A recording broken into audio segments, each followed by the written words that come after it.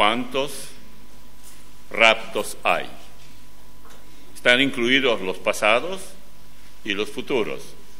Ahora nadie está siendo raptado, excepto aquellos que ¿cómo se llaman ellos? Los PP, no sé cuánto. No, EPP, enemigos paraguayos y algo así. Porque tienen, ¿cómo? Enemigos del pueblo paraguayo, si es correcto. Bueno, ellos sí raptan, pero Dios nos libre de esos raptores. Nosotros vamos a tocar algunos aspectos que todos ellos están desde luego en la Biblia, no hay ningún problema, porque no tengo yo tiempo para decir cosas que la Biblia no enseña y mi misión no es agregar lo que yo quiero. Pero hay un error que cometen muchísimas personas. La mayoría de los que nos llaman a la radio son personas ya más o menos familiarizadas con la Biblia, escuchan la radio y muchos de ellos son cristianos. Pero ellos, por ejemplo, plantean así la cosa. ¿Cómo es que el fin del mundo? ¿O cuándo va a ser el fin del mundo? Y entonces, ¿cuáles son las señales del fin del mundo? Siempre el fin del mundo. Pero la cuestión es que entre el rapto y el fin del mundo pasan muchos años, más de 1000 años. El fin del mundo viene después del juicio ante el gran trono blanco, y esta parte aparece en el capítulo 20 de Apocalipsis. Si nosotros creemos que rapto y fin del mundo son sinónimos, ahí ya estamos caminando muy mal. El rapto es simplemente la salida, la partida de aquí, de la iglesia, para ir y estar con el Señor. La gran tribulación tendrá lugar cuando el anticristo tome el poder, es decir, ya la segunda parte. Tomen esto en cuenta. El anticristo va a gobernar realmente con mano dura y casi imposible de sobrevivir para cualquier persona que no se quiera someter a él, solo 3 años y medio. En total son 7 años, pero los primeros 3 años y medio serán relativamente buenos. Entonces, ¿qué ocurre? Luego viene el reino de Cristo. Yo tengo mucho deseo, y oren por eso, yo tengo muchas ganas de hacer una especie imaginaria de lo que serán las noticias durante el reino milenial. El rey va a estar en Jerusalén. El rey será el Señor. Imaginen ustedes a un corresponsal que comienza a hablar y dice: todas las cárceles del mundo se han abierto.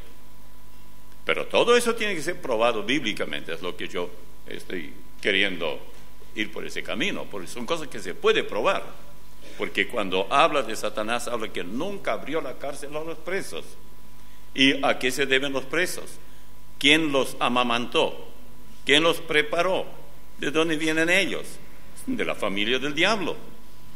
Bueno, y luego, por ejemplo, hay tantas otras cosas. Por ejemplo, todos los judíos del mundo ya han llegado, el corresponsal supuestamente dice, han llegado a su país, a Israel.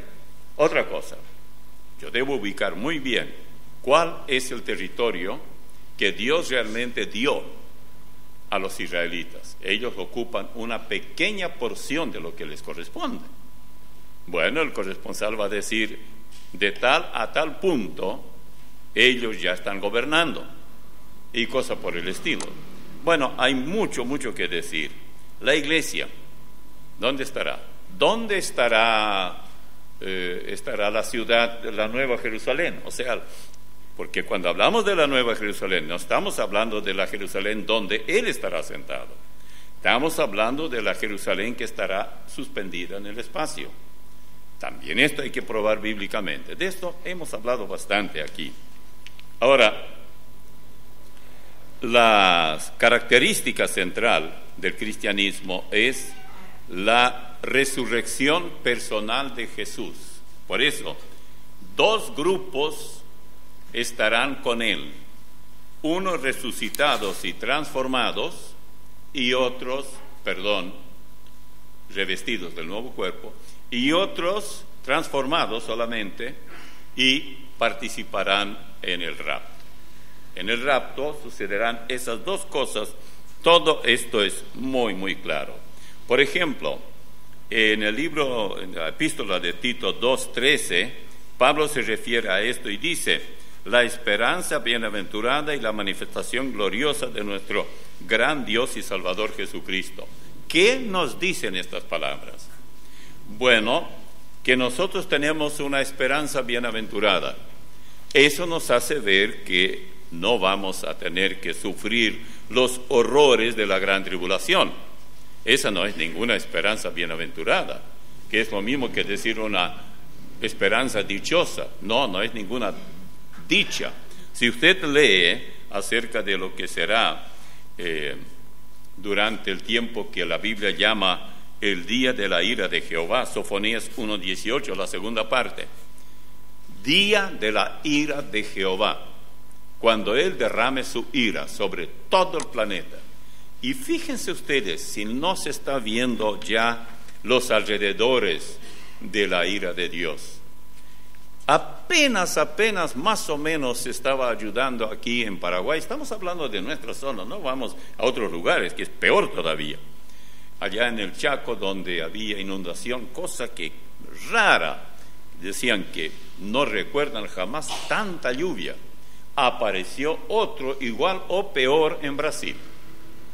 Y tantas personas, miles de personas, tenían que ser ayudadas y sacadas de allí. El agua llegaba hasta casi la mitad de la casa por dentro. Nosotros aquí estamos comparando con lo que sufren otros aquí en la zona esta, casi en el paraíso.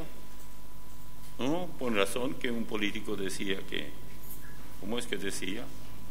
Que una maravilla, país de las maravillas. Oh, se ve quién escucha a quién, ¿no? la hermana, país de las maravillas. Bueno, porque él recibía buen sueldo y lograba todo lo que quería, ¿no? Nosotros no estamos en eso, pero es un hecho que nosotros no estaremos, nunca se menciona la iglesia, repito, después de llegar en la lectura del Apocalipsis al capítulo 4, versículo 1 al 4, es donde dice dónde está la iglesia. Claramente dice que la iglesia ya está con el Señor. ¿Quieren que les lea? No importa lo que digan ustedes, yo igual voy a leer. Yo no vine aquí a preguntar, sino a leer. Entonces, ¿para qué pregunta? La buena pregunta para mí. Dice así: después de esto miré, y aquí una puerta abierta en el cielo. Y la primera voz que oí, como de trompeta, hablando conmigo, dijo: sube acá, y yo te mostraré las cosas que sucederán después de estas. Otra vez después de esto. Y al instante yo estaba en el Espíritu, y aquí un trono establecido en el cielo, y en el trono uno sentado, ¿ven? En el cielo. Y el aspecto del que estaba sentado era semejante a piedra de jaspe y de cornalina. Y había alrededor del trono un arco iris semejante en aspecto a la esmeralda. Y alrededor del trono había 24 tronos. Y vi sentados en los tronos a 24 ancianos, vestidos de ropas blancas, con coronas de oro en sus cabezas. Y puesto que aquí se menciona después de esto y otra vez después de esto, uno dice después de, ¿cuál es ese esto? Bueno, es la iglesia de la Odisea, es la iglesia totalmente pervertida de hoy. Nunca como ahora se está insistiendo que tengan toda la libertad todos aquellos que practican la más asquerosa inmundicia y darles mucha libertad. No pasará mucho tiempo cuando no será posible mandar a una escuela pública a nuestros chicos, porque convertirán a un niño en homosexual y a una niña en lesbiana. La cuestión de inmoralidad no es un asunto de, bueno, yo nací así, ¿qué voy a hacer? No, no es eso. Potencialmente, todos nosotros podemos ser cualquier cosa. Podemos ser criminales, homosexuales, asaltantes, homicidas, suicidas, cualquier cosa, potencialmente. Pero decidimos no serlo. Uno decide qué vida llevará. Uno decide ser cristiano. Uno decide no engañar. Uno decide respetar al prójimo. Es decisión. Y claro, cuando decide esto, pero ¿qué va a hacer una criatura de 6, 7 años? Si los padres dicen, bueno, la única escuela que hay es la pública. Y en la escuela pública les obligan. No hay que ir lejos, aquí en Buenos Aires, en Argentina. El otro día estuve leyendo que allí ya están enseñando a los maestros para que sepan cómo usar la nueva literatura, la que pone muy en alto el homosexualismo, que hasta el mismo presidente de Estados Unidos apoya. Es con fines políticos, pero ¿qué le importa a una familia que tiene hijos y quiere que ellos crezcan sanos y que los varoncitos sean varones y que las nenas sean nenas? ¿Qué les importa que un presidente morenito allá al norte inventa algo y hay que hacerle caso? No. Entonces, ¿qué hay que hacer? Es probable que tengamos que tomar medidas bastante serias. Yo personalmente, el pequeñito no va a ir a ninguna escuela acá. Podría ir a una escuela privada, pero temo mucho que muy pronto las escuelas privadas estarán obligadas a aceptar el mismo currículum, la misma cosa, la misma perversión, si no, cerrada la escuela. La Escritura revela claramente que la tribulación no se iniciará por el rapto. Su principio estará marcado realmente por el preciso momento en el cual, y tal como leemos en Daniel 9:26, tenga siempre en cuenta ese versículo, cuando dice que el príncipe que ha de venir, conforme al pacto de 7 años, con los líderes de Israel. Habrá un pacto de 7 años que el anticristo hará con Israel, pero lo quebrará a la mitad. Dice, y por otra semana confirmará el pacto con muchos. A la mitad de la semana hará cesar el sacrificio y ofrenda. Después, con la muchedumbre de las abominaciones, vendrá el desolador hasta que venga la consumación y lo que está determinado se derrame sobre el desolador. Recuerden esto. Daniel escribió esto más o menos 600 años antes de Cristo. Y ya escribió sobre lo que estamos hablando ahora. Primero, vamos a ver que Israel se verá forzado a abandonar su propia justicia de tantos años y finalmente terminará por reconocer que han pecado, Israel ha pecado, y que solo pueden ser redimidos depositando su fe en Cristo, al que crucificaron sus antepasados. Por eso el profeta Ezequiel escribe, por ejemplo, describe, mejor dicho, esos momentos de verdadera, odisea o dificultades para Israel con la gran tribulación. En Ezequiel 20, 35 hasta el 38 dice, y os traeré al desierto de los pueblos y allí litigaré con vosotros, cara a cara, como litigué con vosotros, o vuestros padres, en el desierto de la tierra de Egipto. Así litigaré con vosotros, dice Jehová el Señor. Os haré pasar bajo la vara y os haré entrar en los vínculos del pacto y apartaré de entre vosotros a los rebeldes y a los que se rebelaron contra mí de la tierra de sus peregrinaciones, los sacaré, mas a la tierra de Israel no entrarán, y sabréis que yo soy Jehová. Dios comenzará a hacer limpieza primero en Israel.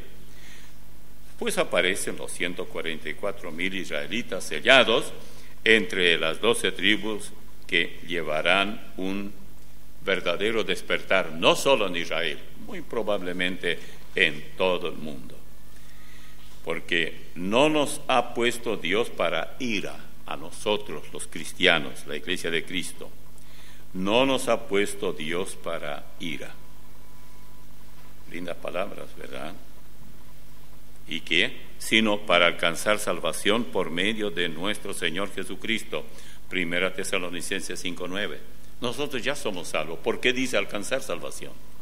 Es la salvación para no ser parte del dolor de esos 3 años y medio finales, que en total son 7, cuando la humanidad sufrirá la gran tribulación.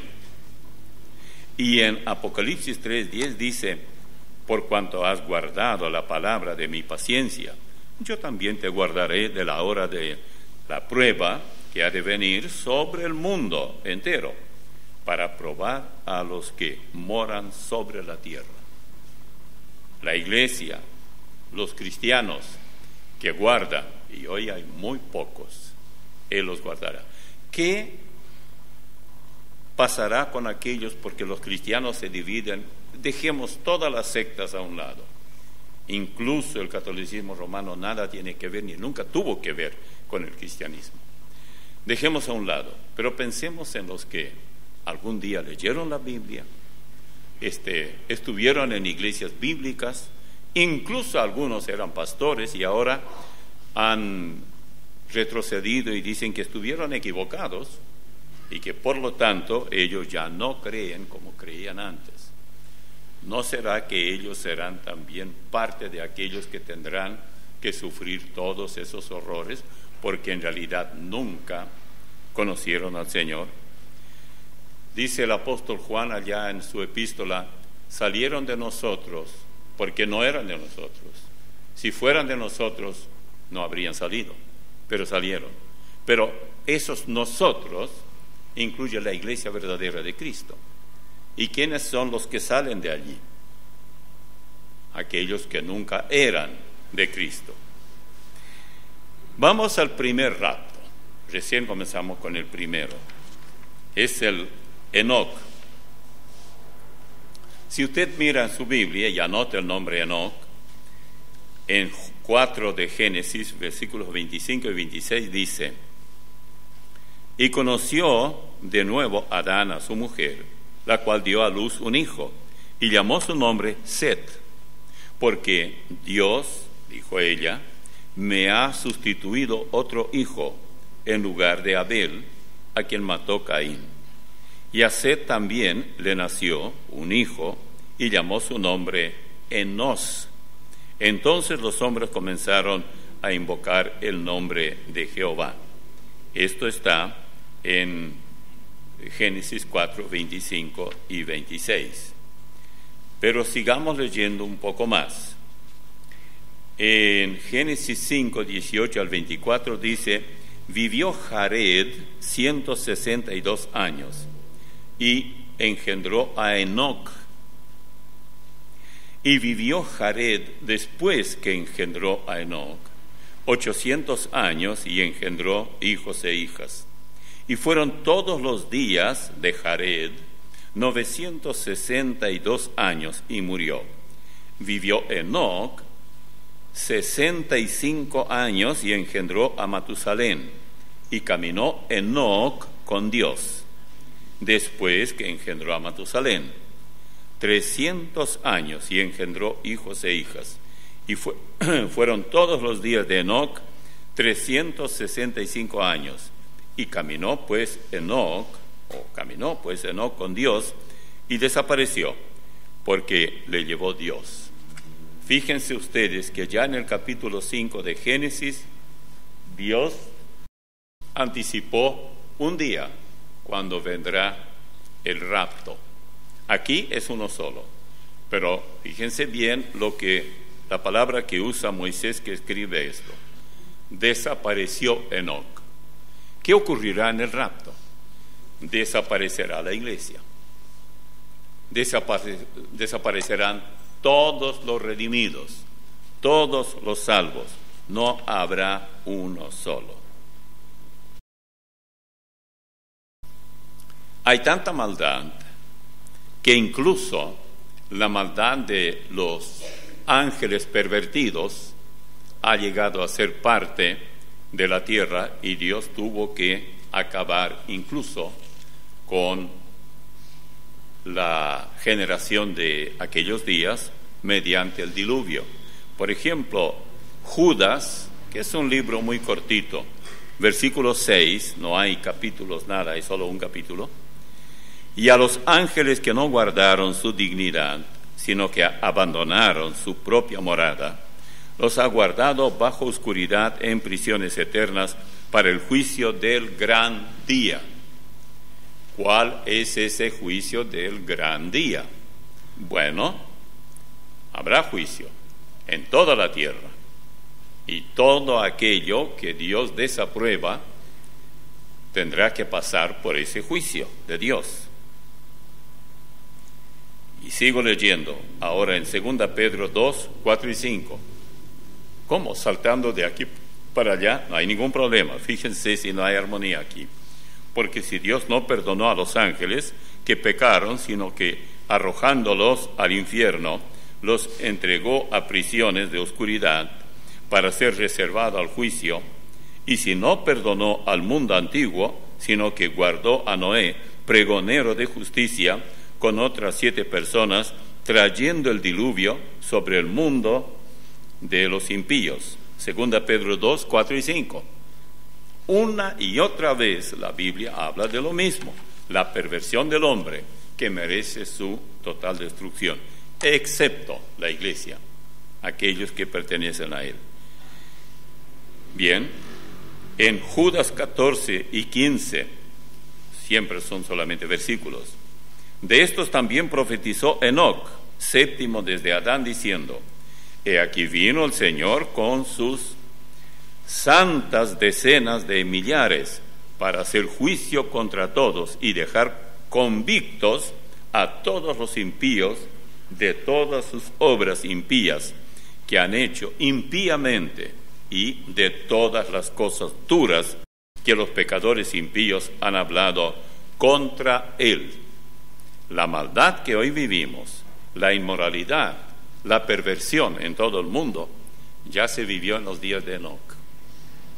Y por eso Enoc también escribió algo del libro, pero naturalmente, como no se trata de libros inspirados por el Espíritu Santo, o sea, esto no fue incluido en el canon, no conviene hacer mucha referencia.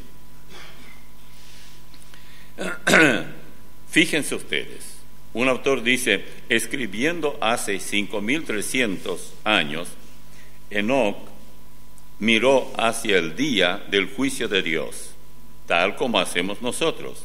Aquí Judas cita sus palabras al visualizar, digamos, la llegada futura del Mesías, su segunda venida, junto con los ejércitos celestiales, que serían los ángeles, y aparece en el capítulo 19 del libro de Apocalipsis. Así que el primer rapto es Enoc. Eso es fácil de entender. El segundo rapto puede ser Moisés. Yo no estoy hablando categóricamente, pero hay muchos indicios que Moisés está en esa categoría. Igual que Enoc, los últimos días de Moisés sobre la tierra, desde luego, fueron muy, digamos, inusuales. Por ejemplo, el capítulo 34 de Éxodo describe su muerte, siguiendo sus bendiciones a las tribus. Él ascendió al monte Nebo, desde donde vio, por supuesto, la tierra prometida, pero no entró allí. Vamos a Deuteronomio 34, 1 al 4.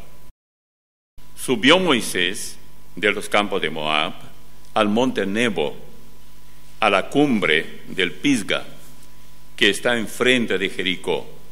Y le mostró Jehová toda la tierra de Galaad hasta Dan, todo Neftalí, y la tierra de Efraín y de Manasés, toda la tierra de Judá hasta el mar occidental, al Negev, o el Negev, y la llanura de la vega de Jericó, ciudad de las palmeras, hasta Zoar. Y le dijo Jehová: esta es la tierra de que juré a Abraham, a Isaac y a Jacob, diciendo: a tu descendencia la daré. Te he permitido verla con tus ojos, mas no pasarás allá. Esto en Deuteronomio 34, 1 al 4. Lo interesante es enterarnos qué pasó con Moisés. En el capítulo 34, versículos 5 al 8, dice: y murió allí Moisés, siervo de Jehová, en la tierra de Moab, conforme al dicho de Jehová, y lo enterró en el valle, en la tierra de Moab, enfrente de Bet-peor, y ninguno conoce el lugar de su sepultura hasta hoy. Era Moisés de edad de 120 años cuando murió. Sus ojos nunca se oscurecieron, ni perdió su vigor. Y lloraron los hijos de Israel a Moisés en los campos de Moab 30 días. Y así se cumplieron los días de lloro y del luto de Moisés. Esto en Deuteronomio 34, 5 al 8. Alguien comentando dice: con respecto a la muerte de Moisés, lo primero que debemos observar es que no murió de vejez o por causas naturales. Estaba muy bien de salud. Aparentemente, incluso a la edad de 120 años, era un hombre tan fuerte y sano como un joven. Además, Jehová, el Señor, personalmente se hizo cargo de su entierro. La palabra del texto de Deuteronomio dejan esto abundantemente claro, de que no hubo un testigo humano del evento y que el lugar de su sepultura nunca fue conocido. Pero, ¿cómo murió Moisés?, se pregunta. Cuando una persona común y corriente muere, su cuerpo rápidamente se descompone y se disuelve en la tierra o en el agua, transformándose en una variedad de componentes minerales. Pasado el tiempo, se dispersa convirtiéndose en polvo, el material de que fuera hecho Adán en primer lugar. El valor del cuerpo humano es de unos pocos dólares, ya que solo unos escasos químicos en él podrían usarse. Solo el alma y el espíritu tienen valor y sobreviven para ser juzgados por Dios. Este no fue, sigue diciendo, el caso con Moisés, porque su cuerpo fue considerado extremadamente valioso. Tal vez su valor era mucho mayor que cualquier otro en la tierra que podamos imaginar. La Escritura continúa para asegurarnos de que sepamos esto. Y un incidente registrado en la epístola de Judas nos ofrece la certeza de esto. No obstante, de la misma manera, dice, también estos soñadores mancillan la carne, rechazan la autoridad y blasfeman de las potestades superiores. Pero cuando el arcángel Miguel contendía con el diablo, disputando con él por el cuerpo de Moisés, no se atrevió a proferir juicio de maldición contra él, sino que dijo: el Señor te reprenda. Pero estos blasfeman de cuantas cosas no conocen, y en las que por naturaleza conocen, se corrompen como animales irracionales. Qué triste cómo es el hombre. Versículos 8 al 10 del libro de Judas. Así que si usted tiene por ahí su Biblia abierta, está muy al final, justo antes de Apocalipsis. Así que, querramos o no, ya tenemos a Enoc y a Moisés. Muy probablemente Moisés participó también de este mismo traslado. Para enfatizar este pensamiento, Moisés más tarde se le apareció al Señor, al mismo Señor Jesucristo. Por ejemplo, en Mateo 17, 1 al 3, dice: 6 días después, Jesús tomó a Pedro, a Jacobo y a Juan su hermano, y los llevó aparte a un monte alto, y se transfiguró delante de ellos, y resplandeció su rostro como el sol, y sus vestidos se hicieron blancos como la luz. Y aquí les aparecieron Moisés y Elías hablando con él. Es el único caso donde uno, si es que realmente fue en esa forma al cielo, luego aparece. Pero siempre pienso que Dios tiene su forma de comunicarnos lo que significan ciertos cuadros todavía futuros. Desde luego que la iglesia, al partir, al ocurrir con la iglesia lo que ocurrió con Enoc, desapareció porque lo llevó Dios, la iglesia desaparecerá, porque Jesús dijo que cuando Él partiría, dijo: a todos atraeré a mí mismo. Una atracción que succionará, por usar la palabra, que tal vez nos conviene en este caso, a todos los redimidos. Los muertos resucitan primero.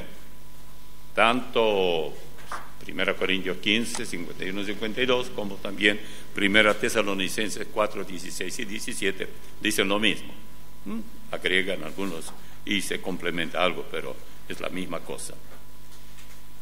Por eso, tal vez el caso de Moisés que aparece en la Transfiguración, capítulo 17 de Mateo, es una muestra de la iglesia que volverá con el Señor. Note bien, allí está Moisés y Elías. Elías representa a los profetas, hoy diríamos predicadores. Moisés, la ley. Y aquí tenemos el antiguo y el nuevo pacto. Y en el medio está el Señor. La iglesia, los salvos, se componen, y así continuará, de la ley del Antiguo Testamento y de la gracia, siempre salvos por gracia, pero vivieron en el periodo de la ley mosaica. Esta es una enseñanza realmente llamativa, porque Dios es tan meticuloso en cada detalle, dándonos la oportunidad para recoger muchas cosas que a veces pasamos por alto. El tercero de esos raptos es Elías, otro profeta. Estos nos llevan a este arrebatamiento en una forma similar a las vidas de Enoc y Moisés. El Señor trajo a Elías en medio de un vórtice. Ustedes saben que él partió de otra manera, no como los anteriores. Fíjese en estas palabras, o mejor dicho, oiga. Entonces Elías tisbita, que era de los moradores de Galaad, dijo a Acab: vive Jehová, Dios de Israel, en cuya presencia estoy, que no habrá lluvia ni rocío en estos años, sino por mi palabra. Este hombre, Elías, era muy odiado por Acab y Jezabel, que era una verdadera bruja, pero era esposa de Acab. Y escuche lo que dice en el libro de Reyes. Si usted anota, yo le voy a dar ahora la cita porque va de versículos en versículos y no es una secuencia. Primer libro de Reyes 18, 20 al 24. Ahora coma y siga. 26 al 28, coma. No digo comer algo, digo coma. Luego 36 al 40. Si usted nota eso, en esa forma yo voy a leer. Entonces Acab convocó a todos los hijos de Israel y reunió a los profetas en el monte Carmelo. Y acercándose Elías y todo el pueblo dijo: ¿hasta cuándo claudicaréis vosotros entre dos pensamientos? Si Jehová es Dios, seguidle, y si Baal, id en pos de él. Y el pueblo no respondió palabra. Y Elías volvió a decir al pueblo: solo yo he quedado profeta de Jehová, mas de los profetas de Baal hay 450 hombres.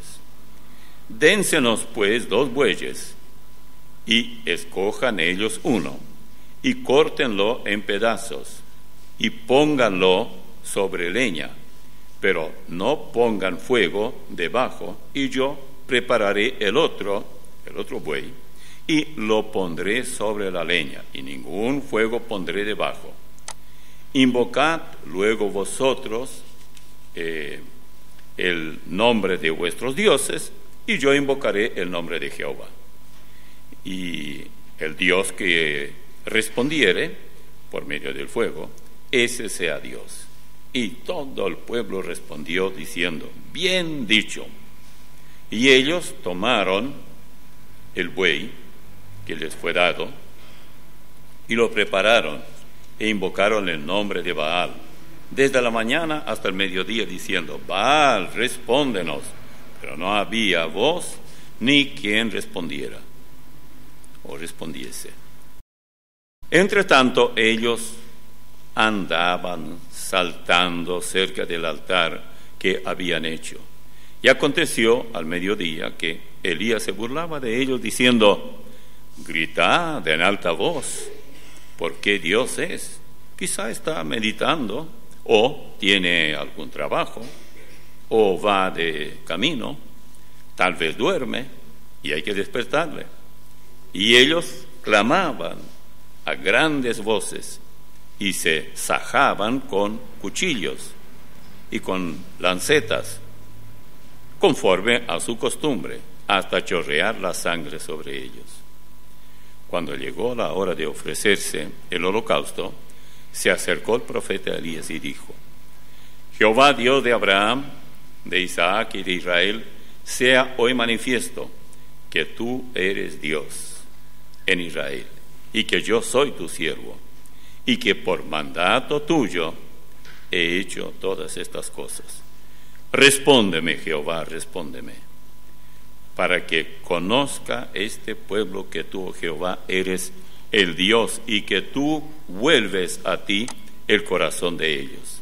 Entonces cayó fuego de Jehová y consumió el holocausto, la leña, las piedras y el polvo, y aún lamió el agua que estaba en la zanja. Viéndolo todo el pueblo, se postraron y dijeron: Jehová es Dios, Jehová es Dios. Entonces Elías les dijo: prended a los profetas de Baal, para que no escape ninguno. Y ellos los prendieron y los llevaron, o llevó Elías al arroyo de Sison, y allí los degolló.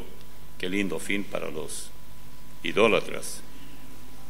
Mucho me hizo pensar este texto, muchas veces, cómo la gente estaba convencida, y hasta hoy ocurre eso, que de veras la idolatría de ellos tiene valor.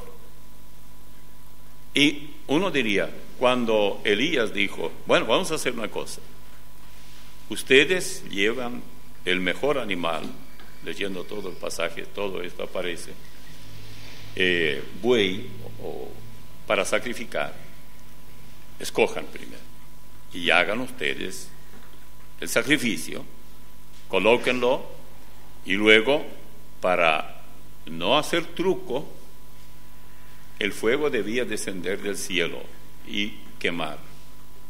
Dijo: no hagan fuego ustedes, dejen que Dios haga, o los dioses de ustedes. Y ellos comenzaron a invocar. ¿Cómo es que no sabían ellos quién era Elías? No sabían ellos nada de esto. Y aquí no estamos hablando de gente pagana, estamos hablando de los israelitas. A tal punto se habían contaminado ya Tanto que cuando pidieron a Saúl como rey, renunciando a la teocracia divina, porque querían monarquía, la tuvieron. ¿Y a dónde llegaron? Bueno, pero tenían 450 versus 1. 450 ministros falsos y uno. Él dijo que era uno solo, pero Dios le dijo, hay otro que tú no sabes dónde está. ¿Qué pasa? Que son fieles, ellos no se doblaron sus rodillas, no besaron esas imágenes, nada de eso. Ellos no son líderes, pero de cualquier manera tú no eres el único justo. Bueno, comenzaron ellos a hacer su show desde cierta hora de mañana hasta el mediodía, gritando, con sus cuchillos se cortaban, con sus lancetas, chorreaba sangre de ellos, y claro, está la carne que estaba sobre el altar, y todo esto gritando y gritando. Llega la hora que Elías ya no aguanta más, y dicen, bueno, griten más, a lo mejor él está quedando sordo, o los dioses de ustedes, hagan algo, o a lo mejor está durmiendo la siesta. Y sobre todo si esos dioses eran paraguayos, aquí ya ni aquí no se dice a mediodía, se dice a la hora de la siesta, porque la siesta es como goma, que se puede alargar, ¿sí? Y va desde tal vez las 12 del mediodía o la 1 hasta tal vez las 3 o las 4, depende cuánta siestería le gusta a uno, ¿no? Y es increíble, pero es así. Yo siempre he entendido, bueno, la hora de la siesta, ¿qué hora es? Porque entre decir 1 o 2 o 3 hay mucha diferencia. Bueno, de cualquier manera dejemos esto a un lado. Bueno, cuando ya se aquietó la cosa, todos estaban en silencio, no hubo respuesta. El profeta incluso les dijo, echen agua. Echaron agua, porque había una zanja alrededor del lugar donde se presentaba el sacrificio. Ahí estaba el altar. Más agua, hasta que ya tanta agua había que volvió a brotar agua como si tuviera una vertiente. Y entonces allí fue el profeta. Arregló todo eso tan desarreglado que estaba, que ellos habían dejado, y clamó a Dios. Al momento Dios contestó, todo se quemó. Ese era el hombre que servía a Dios en una época muy difícil, y lo vamos a ver también ascendiendo al cielo en un arrebatamiento. Bueno, aconteció que yendo ellos y hablando, he aquí un carro de fuego con caballos de fuego apartó a los dos, y Elías subió al cielo en un torbellino. Esto aparece en segundo libro de Reyes, y vamos a leer el resto porque es muy interesante. Pero antes digamos algo. ¿Qué pasó con estos 450? Fueron llevados al río Sison y allí fueron degollados. Rodaron las cabezas. Dios no puede ser burlado. Ellos cobraron lo que merecían. Ellos eran los más responsables porque eran los que fomentaban ese tipo de paganismo. La pobre gente, uno puede culparlos, pero realmente la culpa tenían los líderes. Hoy, nosotros, los que somos pastores y maestros de la Biblia y todo eso, debemos asumir esto como responsabilidad delante de Dios, no solamente delante de la congregación. Es muy, muy serio. Así que el ayudante de Elías era Eliseo. Se parece un poco al nombre. Entonces, Elías subió al cielo, dice, en un torbellino. Y luego dice, viéndolo Eliseo clamaba, Padre mío, carro de Israel y su gente de a caballo. Y nunca más le vio. Y tomando sus vestidos, los rompió en dos partes. Alzó luego el manto de Elías, que se le había caído, porque Elías subió y el manto se le cayó. Una vez se piensa, y si yo, justo el rato viene y yo tengo un poncho encima, ¿se va a caer? Bueno, yo no sé. Dichosos de ustedes si lo encuentran. Y volvió y se paró a la orilla del Jordán, y tomando el manto de Elías, que se había caído, golpeó las aguas y dijo: ¿dónde está Jehová, el Dios de Elías? Y así que hubo golpeado, del mismo modo las aguas se apartaron a uno y otro lado, y pasó Eliseo. Segundo libro de Reyes 2, 11 al 14. Esta es la parte que tiene que ver con Eliseo, que queda ya en lugar de Elías, que también, tuvo la oportunidad de experimentar el rapto. Ahora, en 1 Tesalonicenses 4, 16 y 17, dice que en un momento dramático, por supuesto, no menciona a Elías, pero Elías se había ido, fue arrebatado. O sea, en una época muy difícil, de gran incertidumbre, de mucha idolatría, de mucha inmoralidad, de mucho alejamiento de Dios en medio de Israel. Y ahora escuche esto, lo que dice Pablo en 1 Tesalonicenses 4, 16 y 17. Porque el Señor mismo, con voz de mando y con voz de arcángel y con trompeta de Dios, descenderá del cielo, y los muertos en Cristo resucitarán primero. Luego nosotros, los que vivimos, los que hayamos quedado, seremos arrebatados juntamente con ellos en las nubes para recibir al Señor en el aire, y así estaremos siempre con el Señor. Ahora usted dirá: yo no creo eso. Bueno, es cosa suya. Hay muchos que no creen. En la época de Elías había 450 que predicaban la mentira. Imagínese usted, póngale solamente 3 o 4 por cada predicador de esos, y usted va a ver la gran mayoría. Elías estaba solo. Bueno, no podemos decir esto porque el Señor estaba con él. Triste la situación, ¿verdad? El cuarto rapto, la resurrección de Jesús. Ese es muy claro, no hay ningún problema para entenderlo. Es demasiado sencillo. Miren, en 1 Corintios 15, 20 al 24 dice: mas ahora Cristo ha resucitado de los muertos, primicias de los que durmieron es hecho, porque por cuanto la muerte entró por un hombre, también por un hombre la resurrección de los muertos. Porque así como en Adán todos mueren, también en Cristo todos serán vivificados, pero cada uno en su debido orden. Cristo las primicias, luego los que son de Cristo en su venida, luego el fin, cuando entregue el reino al Dios y Padre, cuando haya suprimido todo dominio, toda autoridad y potencia. Es lo que dice en Corintios. Pero ustedes deben leer antes lo que dice en el libro de los Hechos, cuando realmente Él se fue. Hechos capítulo 1.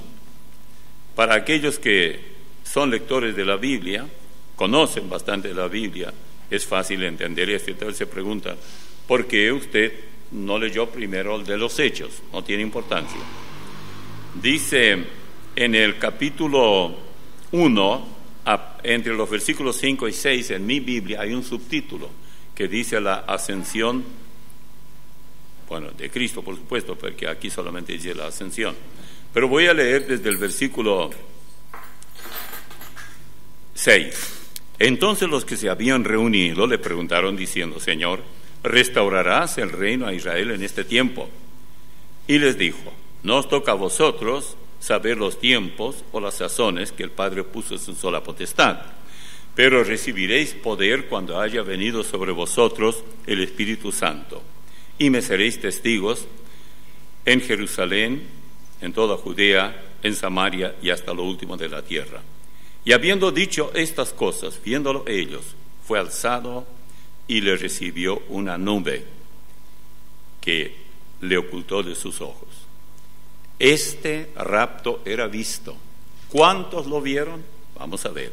Y estando ellos con los ojos puestos en el cielo, entre tanto que él se iba, he aquí se pusieron junto a ellos 2 varones con vestiduras blancas, los cuales también les dijeron: varones galileos, ¿por qué estáis mirando al cielo? Este mismo Jesús que ha sido tomado de vosotros al cielo, así vendrá como le habéis visto ir al cielo.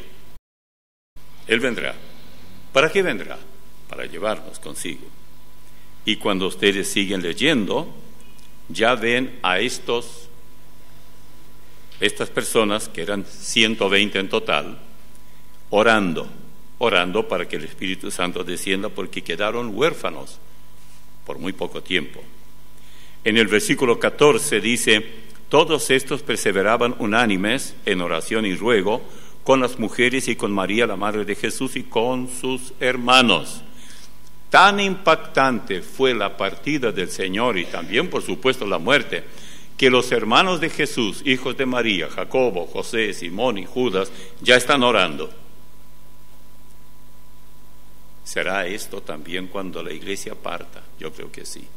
Creo que cada uno de estos arrebatamientos trae lecciones para nosotros, si no, no tendría sentido de aparecer aquí. No solamente para que no dudemos de la promesa del rapto, sino para que sepamos cómo ocurrirán varias cosas. Sigo leyendo.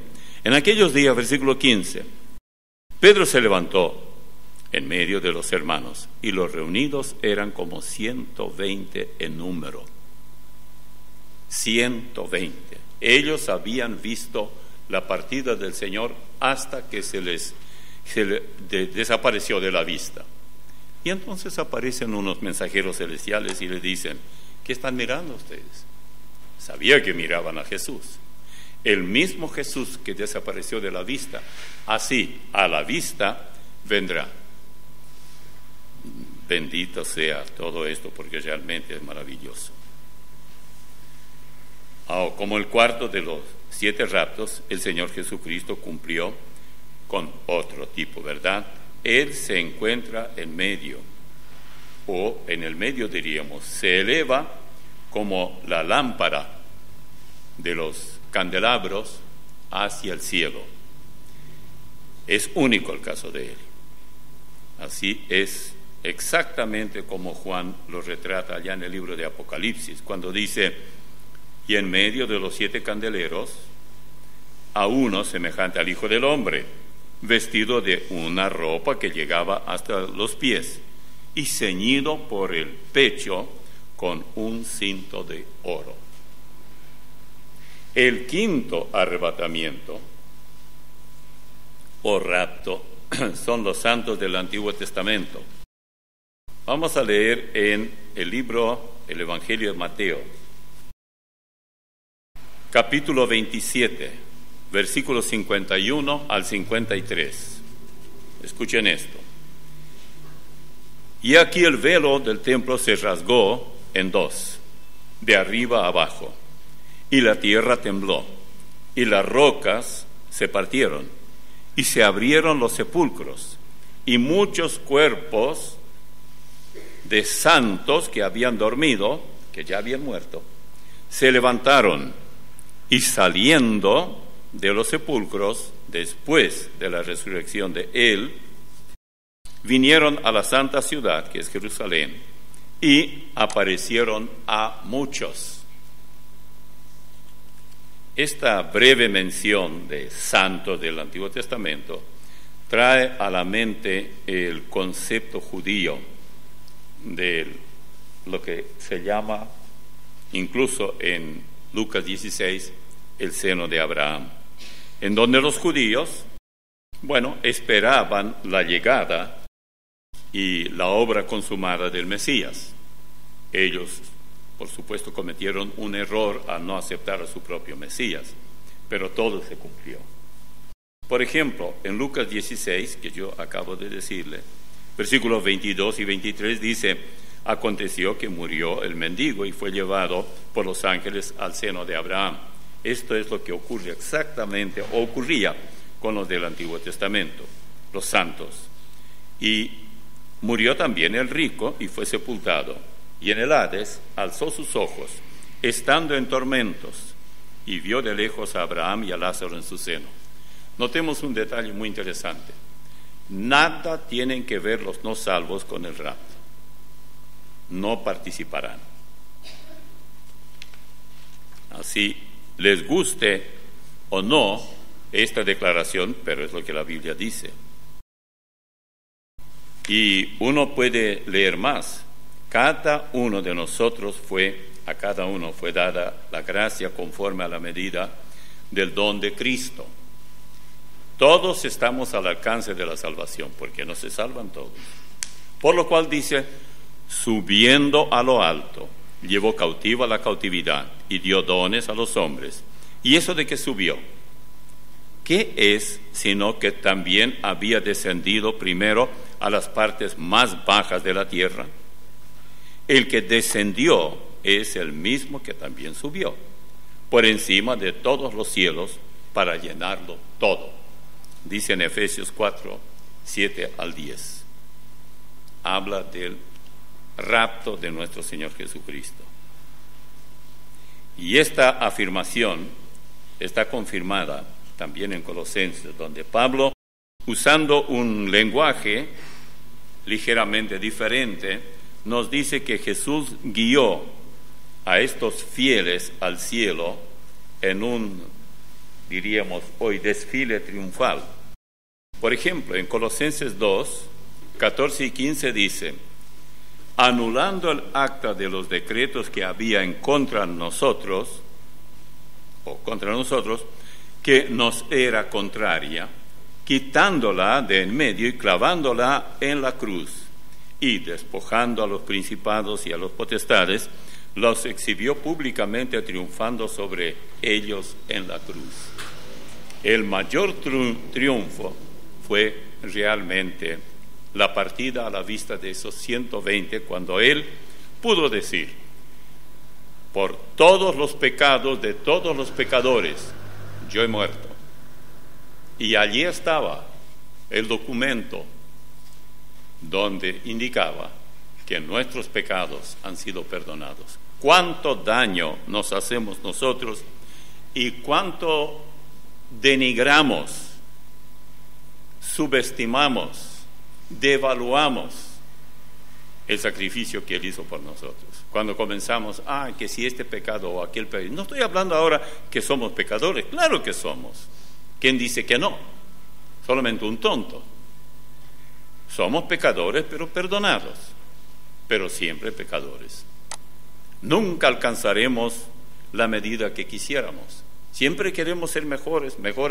Mañana ya va a ser, pasado mañana va a ser, y nunca lo logramos. Y el Señor, yo creo que hasta sonríe, porque Él también tiene un poco sentido de humor. Le da gracia ver cómo nosotros pretendemos y no logramos absolutamente nada, desconfiando de lo que Él hizo por nosotros.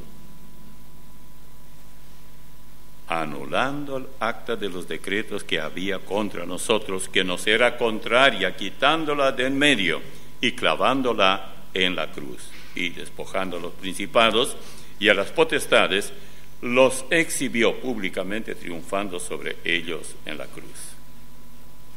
En un momento, en un abrir y cerrar de ojos, a la final trompeta, porque se tocará la trompeta y los muertos serán resucitados incorruptibles y nosotros seremos transformados. Y aquí tenemos el sexto rapto, la iglesia. ¿Sí? Es lo que acabo de leer aquí en Tesalonicenses. Leí recién en 1 Corintios, capítulo 15, versículo 52. Y ahora 1 Tesalonicenses 5, 2 al 4. Porque vosotros sabéis perfectamente que el día del Señor vendrá como ladrón en la noche, que cuando digan paz y seguridad, entonces vendrá sobre ellos destrucción repentina, como los dolores a la mujer encinta, y no escaparán. Mas vosotros, hermanos, no estáis en tinieblas, para que aquel día os sorprenda como ladrón. Todo el mundo ahora, las Naciones Unidas, todos los foros que se reúnen para lograr la paz, cuanto más trabajan por la paz, más lejos se ponen. Y el último rapto, que ya casi no hay más tiempo, aunque qué problema hay, son los dos testigos que aparecen en Apocalipsis 11. Voy a leer desde el versículo 1 al 6. Entonces me fue dada una caña semejante a una vara de medir, y se me dijo: levántate y mide el templo de Dios y el altar y a los que adoran en él. Pero el patio que está fuera del templo, déjalo aparte y no lo midas, porque ha sido entregado a los gentiles, y ellos hollarán la ciudad santa 42 meses. Y daré a mis dos testigos que profeticen por 1260 días, vestidos de cilicio. Estos testigos son los dos olivos y los dos candeleros que están en pie delante del Dios de la tierra. Si alguno quisiera dañarlos, sale fuego de la boca de ellos y devora a sus enemigos. Y si alguno quisiere hacerles daño, debe morir él de la misma manera. Estos tienen poder para cerrar el cielo, a fin de que no llueva en los días de su profecía, y tienen poder sobre las aguas para convertirlas en sangre, y para herir la tierra con toda plaga cuantas veces quieran. He leído versículos 1 al 6, pero la cuestión sigue un poco más también. Y ellos también fueron levantados con el tiempo. Veamos un poquito más adelante, y veremos lo que ocurrió allí. Dice en el versículo 7: cuando hayan acabado su testimonio, la bestia que sube del abismo, que es el anticristo, hará guerra contra ellos, y los vencerá, y los matará, y sus cadáveres estarán en la plaza de la grande ciudad, que en sentido espiritual se llama Sodoma y Egipto, donde también nuestro Señor fue crucificado. Y los de los pueblos, tribus, lenguas y naciones verán sus cadáveres por 3 días y medio, y no permitirán que sean sepultados. Y los moradores de la tierra se regocijarán sobre ellos, y se alegrarán, y se enviarán regalos unos a otros, porque estos dos profetas habían atormentado a los moradores de la tierra. Pero después de 3 días y medio entró en ellos el espíritu de vida, enviado por Dios, y se levantaron sobre sus pies, y cayó gran temor sobre los que los vieron. Y oyeron una voz del cielo que les decía: subid acá. Y subieron al cielo en una nube, y sus enemigos los vieron. En aquella hora hubo un gran terremoto, y la 10ª parte de la ciudad se derrumbó, y por el terremoto murieron en número de 7,000 hombres. Fíjense ustedes hasta cuántos detalles dan el número de muertos. Y los demás se aterrorizaron y dieron gloria a Dios del cielo. Y el segundo ay pasó, etc. Esto en Apocalipsis 11. ¿Cuántos raptos hemos visto? 7.